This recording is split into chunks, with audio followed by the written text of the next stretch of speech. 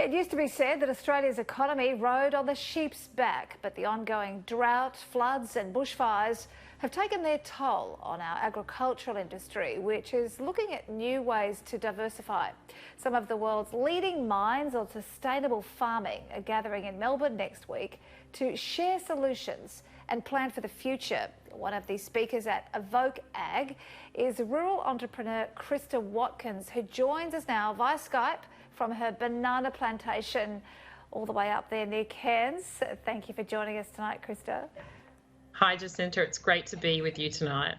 Let's start with your business. So you turn bananas into flour. We should point out that is Flour flour. So that was a business idea that you really accidentally stumbled across. Tell us how it came about. Yeah, it was an accident. Late one afternoon, loading the truck, my husband accidentally drove over some bananas, and I suppose it was our aha moment, if you like, where what he saw was powder. And he thought, hey, this could be a really good way to use all of our extra bananas that we had on our farm, which was around 5 metric tonne a week. I'm really proud to sit here and say to you now that we're processing over 1 million metric tonnes of green bananas in a 12-month period now. So we're turning all those bananas not just into flour for baking, but into a wide range of nutraceuticals and other cosmetics as well. It's just extraordinary. And you're not just using bananas, I understand. You've moved into other products as well?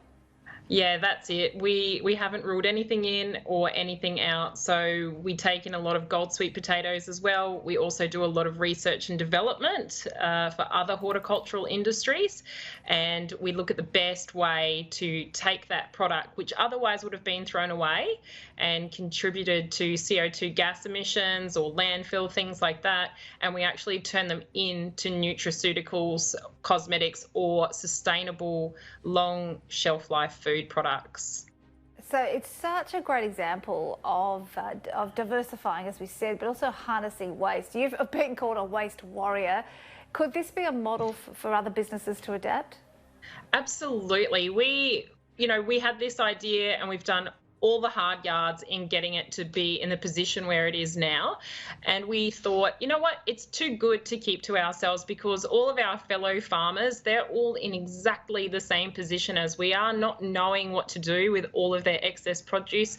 And the solution, that magic in the middle of how to take all that excess produce and make it into a product that people are able to use and benefits their life in a positive way, that's what we're really good at. So we are carrying this model over, not just for Australian farmers, but farmers right around the world we've been working with.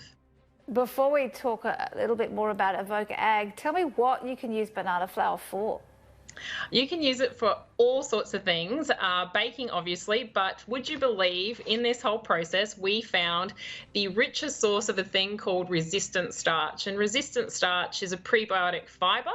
It gets in your gut and it ferments and it creates food for the good bacteria. And we all know now that gut health is so important.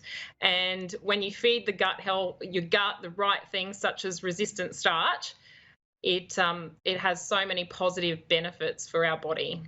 You're an absolute pin up there for diversifying in agriculture. So you're going to be one of several speakers. They're coming from all over the world, speaking at Evoke Ag next week in Melbourne. What's on the agenda?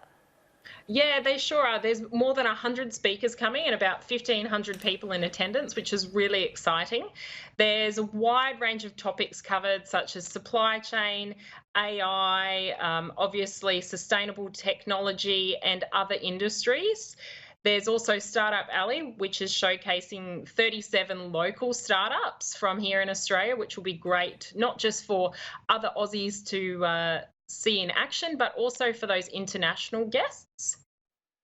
And tell us what are some of the innovations happening in agriculture, because agriculture can't continue the way that it is, can it? It just won't be sustainable.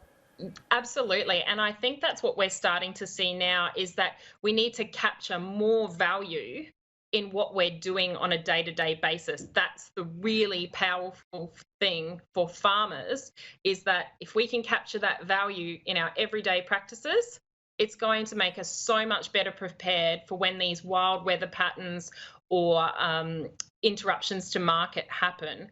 We'll be ready for it. Well, it sounds like a wonderful event. We wish you all the best for that. Thank you for your time tonight, Krista Watkins.